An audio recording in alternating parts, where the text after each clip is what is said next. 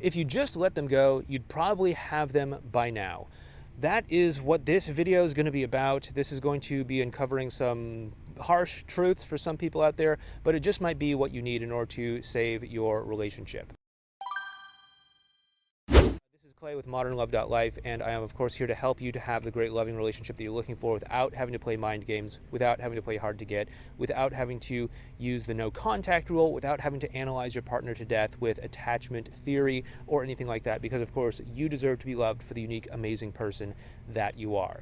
So the big thing that is honestly holding a lot of people back is a sort of attachment to outcome that they have when it comes to making things work with their partner. And in a lot of ways I get it. You were together for some significant period of time, maybe a year, maybe 3 years, maybe 5 years, maybe 10 years, maybe 20 years, I don't know. But it was some significant period of time, it was some significant period of your life, and now that breakup happened and you feel as if you are losing your chance at the love that you want with the person that you want. You feel as if you have to take action. You feel as if you have to motivate yourself to reach through the divide and to make that connection with them.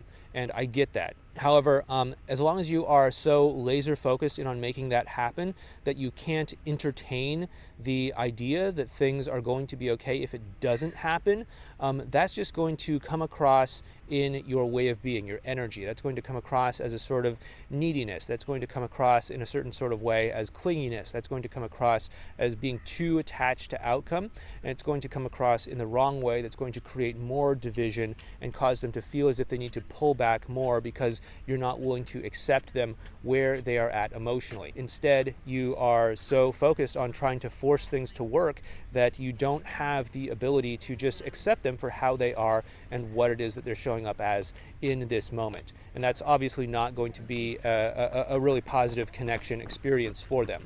So if it's possible, try to work on becoming more detached from outcome yourself. This is going to really be very powerful. And I don't want you to be faking this. You can't just fake this. You can't just say, okay, well, if I wasn't attached to outcome, I would be using the no contact rule. Or if I was unattached to outcome, I would be, dating other people. Or if I was unattached to outcome, I would, wait longer than they waited to text them back. But you can't just fake this. This isn't just about what you do. This is about how you are showing up. And if you're just feeling attached to outcome and on top of that you're stacking on these things like no contact or attachment theory or waiting a little bit longer before you text them back, half-heartedly dating other people or something like that in order to convince yourself that you're not attached to outcome or that you're moving on or something like that, it's going to come across in your way of being, and it's going to come across as fundamentally inauthentic. So I want you to be kind of mindful of that. So what are you actually supposed to do? Start by thinking back to how you were when the two of you met, when the two of you first got together. Now, I don't know exactly how this all happened because people get together in all sorts of different ways, but let's just say the ideal way to get together with someone for the first time is to simply just say, hey, you know what? You're an attractive person. I'm interested in you. Let's get together. Let's have a coffee. Let's have dinner. Let's go out and do something.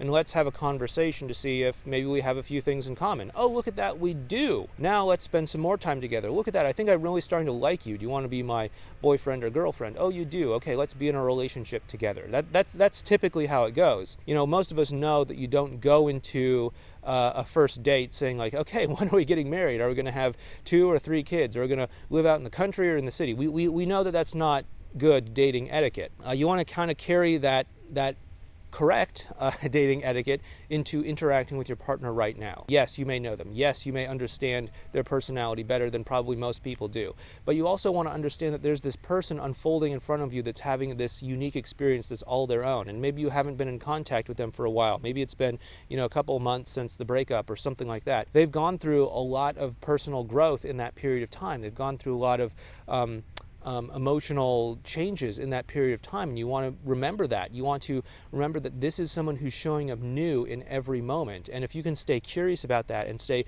focused in on that, then that is going to help you to honestly create a much better connection with them. And so if you can just let go of trying to force it to be a certain way between the two of you, then you're going to be much better at connecting with them and much better at creating that bond with them and much better at really enticing them to want to be in that relationship relationship with you. And that's something that I can help you out with. We've actually put together this subliminal recording right over here that you can go ahead and check out.